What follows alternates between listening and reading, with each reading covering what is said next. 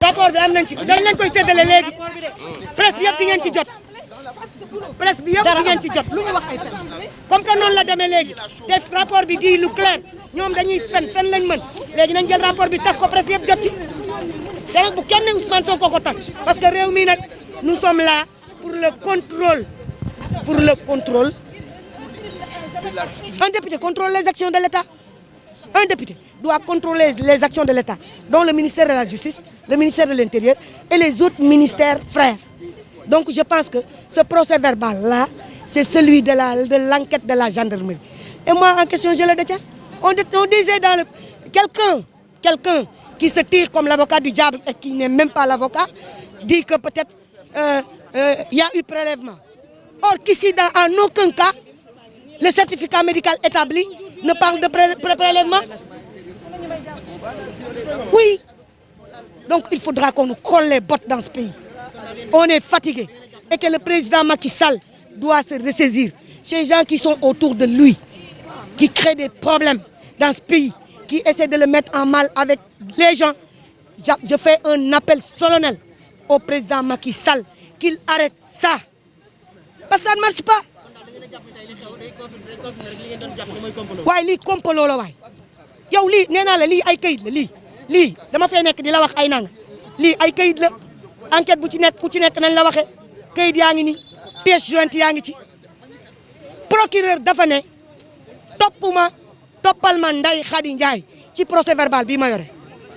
loolu la jox juge d'instruction 8e cabinet ma jox leen beneen confidence sax parce que je pense que le juge d'instruction 8e cabinet moom bareegul jot maa ngi koy jaale parce que dañ ko jox dossier bi tey mu signé suba waajuram dee ci suba ga kooku xoolul deful enquête woowul ñi yëf yi concerné woowul Ousmane Sonko woowul Ndeye Khady Ndiaye woowul xale bi Rabi Sarr et il y a un paquet de mensonges dans ce procès verbal que ça fait rire quoi ça fait rire quand Ndeye Khady quand Rabi Sarr se permet de dire sama papa daf ma génne këram or que dëkkul kër papam le pays à l'envers gis nga policiers yi gendarme yi man billaay maa leen bëgg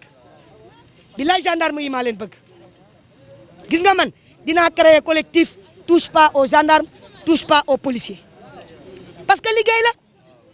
ndax lii liggéey bu leer la ci gendarme yi te nag nous défions quiconque gis nga mbeng moomu ñuy wax man je suis allé le voir bi ñu jàppee Boubacar Seye quelqu'un de correct recevoir na ma ba ma jóg génn te xamul ni député la ba may dem mu ne ma j'ai l'honneur à qui ça veut dire que ni kooku xoolul keneen ak keneen ma ne ko ma génne sama masque ni ko honorable député Mame Diarra Fam comme masque yi day tere nit ñi wax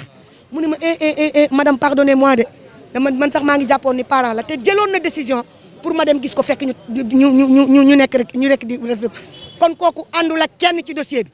nañu défendre suñu force de l'ordre yi nañu défendre aussi suñu gendarmerie bi parce que parfois c'est pas la gendarmerie ni la police les policiers qui sont manipulés mais c'est le ministre qui est manipulé dans cette affaire il y a beaucoup de zones d'ombre de. donc pal gi nga xam ne pal nañu Antoine Diome da ngaa jàpp ni rek pour nasaxal opposition bi moo tax. waaw mais moom waxoon naa ko di yàggul dara nee naa ko sa première mission mooy liquider Sonko parce que li tax ñu fal la wàcce ki fi nekkoon am na lu ñu sant ki fi nekkoon tëb defu ko moo tax ñu wàccee la moo tax ñu wàccee ko yéegal la pour nga liquider Ousmane Sonko ndax kee moom lu waay mën a wax liquider na Karim Wade ba Karim Wade au moins mi ngi woon ci niyam bay waaj a jeexal bay waaj a dugg si ñu ne léegi Sonko mi ñu war a sonal ci projet bii ñuy préparé 2024 muy li ñuy tuddee 3e mandat te ko wax ñu dàq la ñu ni Sonko léegi nañ ko liquider. mais lan moo tax ngeen taxaw rek seetaan ñu ngi liquider ngeen jàpp seen bopp. mais bi du jàll parce que fii ki ñu fi wootee léegi ki ñu levé immunité parlementaire am fii du Ousmane Sonko x la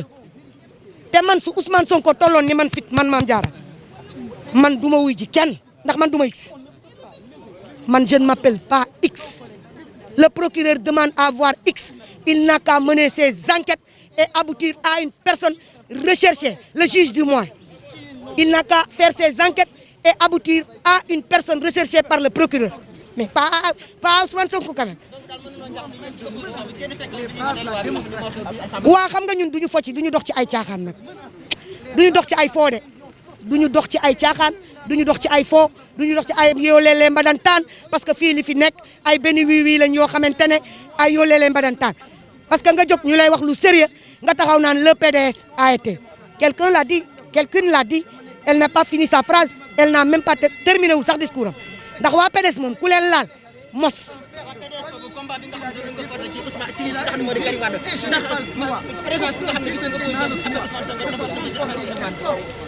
ndax kan defoon na ko ci affaire Karim Wade xam nga jamono bu ne tool ak la fay war a xew at mu nekk la cay war a xew xam nga li ma la wax am na benn jamono Macky Sall Moustapha Niasse ak ñi ci dem ndom si yàlla Tanor yàlla na ko yàlla yëm ak ñoo ñëpp ànduñu woon mais bi ñu waree combattre le 22 juin ñoom ñëpp dañoo ñëw taxaw fii jàpp nu ci grille palais bi xeex ne pour nangam moo tax ñuy xeex donc dafa toll foofu léegi wax bi foofu la toll wax bi moo toll ci Macky Sall mi ngi ci abri room nanu collé les bottes nanu bàyyi opposition il faut mu am cim réew non lépp non man xam nga man wax naa bu yàgg ni bu dee dil bi moom man jàpp naa ni Macky Sall moom mën nañ ko cee génne ndax bu fekkente ni moo dilu cuune bii lii dilu cuune la moo tax ma ne la man laa wax man connaissant l'homme connaissant l'homme moi je pense qu'on lui a fait defal nañ ko benn doom rek après xamatul nu muy def ñu ne ko boot ko non ban je ne pense pas parce que dil bi moom moo jaxasoo set goo xamante ne maanaam mën nañ koo jiiñ kilifa gu toll ni Macky Sall mais nag comme que moom xam na ni du moom il n'a qu'à arrêter ça arrêter bu dee il est au courant actuellement nii il est au courant parce que on me parle de plainte entre deux civils mais c'est pas vrai qui est Adji Sarr pour se faire transporter la nuit de couvre-feu par une voiture d'une avocate et d'un médecin dumbindum mais ñun xanaa xamoo ni man ginnaaw raay laa dëkk di faa bi Rasta Sarr ma jur Khady Sarr mu nga ca sunu koñ toog Khady Sarr jàngul bay bind dama ne jàng boobu bay bind donc je pense que nañu bàyyi jeu yi bàyyi fo bi nañu dellu si waat ci coronavirus bi sama kanam gi li tax mënoo koo gis mënumaa gis sa kanam nañ ci delluwaat foofu la pays bi toll mais tolluwul di seetal procureur AX procureur na seet enquête am te benn affaire tamit dinaa leen ko wax waaye yow viol moom kan lañ koy def viol Adji Raby Sarr moomu am jëkkër ba tas ne musuma def rapport sexuel ci lii maa ngi leen di gërëm di leen sant